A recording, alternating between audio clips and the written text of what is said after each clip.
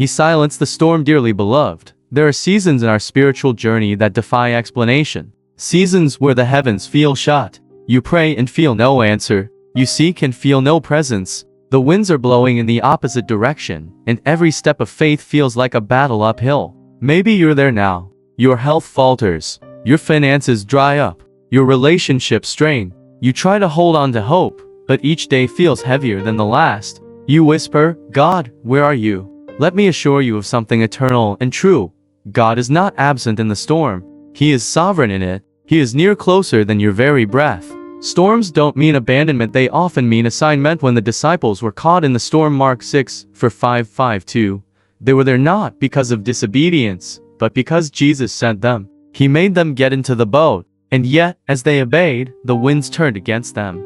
Immediately Jesus made his disciples get into the boat and go on ahead of him to Bethsaida, Mark 6:45. That's worth repeating. Obedience doesn't always lead to calm. Sometimes it leads to conflict, but with purpose.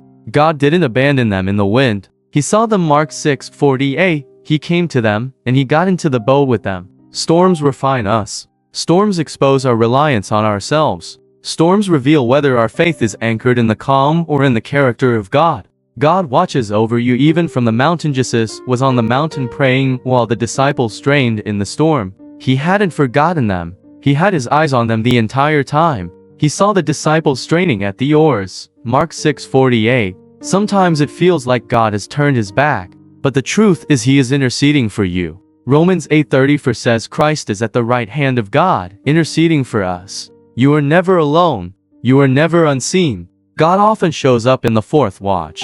The fourth watch is between a.m. and 6 a.m., the darkest part of night, just before dawn. That's when Jesus came. About the fourth watch of the night he went out to them, walking on the lake. Mark 6:48. You may feel like you're running out of time, but in God's plan, the darkest hour is often the doorway to his arrival. His delay is not denial, it's development. Though he slay me, yet will I hope in him.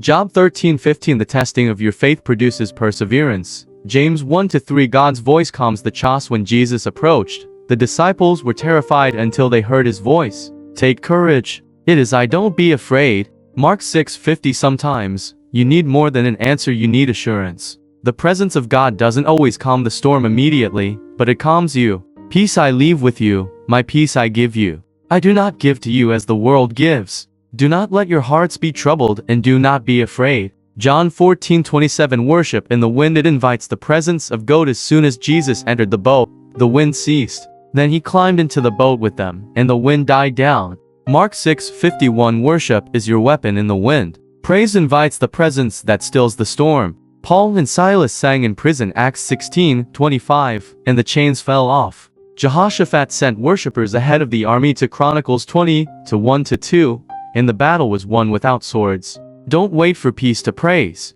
Praise until peace invades. You're being prepared for what's next after the storm. The disciples saw Jesus differently. In Matthew 14:33, they worshipped him and said, "Truly you are the Son of God." Some revelations only come after the storm. Your faith is being matured. Your testimony is being formed. The same Jesus who feeds the 5,000 is the one who walks on water and stills the winds. God's absence is often his hidden strategy. Psalm 13:12 asks, "How long, Lord, will you forget me forever? How long will you hide your face from me?" David wrestled with divine silence, yet in verse 5 he declared, "But I trust in your unfailing love." When God seems silent, choose to remember his past faithfulness. Reflect on what he's already done. Lamentations 3:2223 says, "Because of the Lord's great love we are not consumed, for his compassions never fail. They are new every morning." Closing, hold on. Morning is Kaminju may feel like Peter sinking beneath the waves, or Job scraping his wounds in silence, or Hagar crying in the wilderness.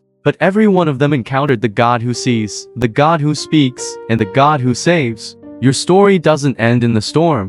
The one who holds the seas in his hands also holds you. Let these truths anchor you. He sees you, Genesis 16:13. He hears you, Exodus 3-7. He is near to the brokenhearted, Psalm 34-18. He will never leave you nor forsake you, Hebrews 13-5. So don't let go of hope. Weeping may stay for the night, but rejoicing comes in the morning, Psalm 30-5.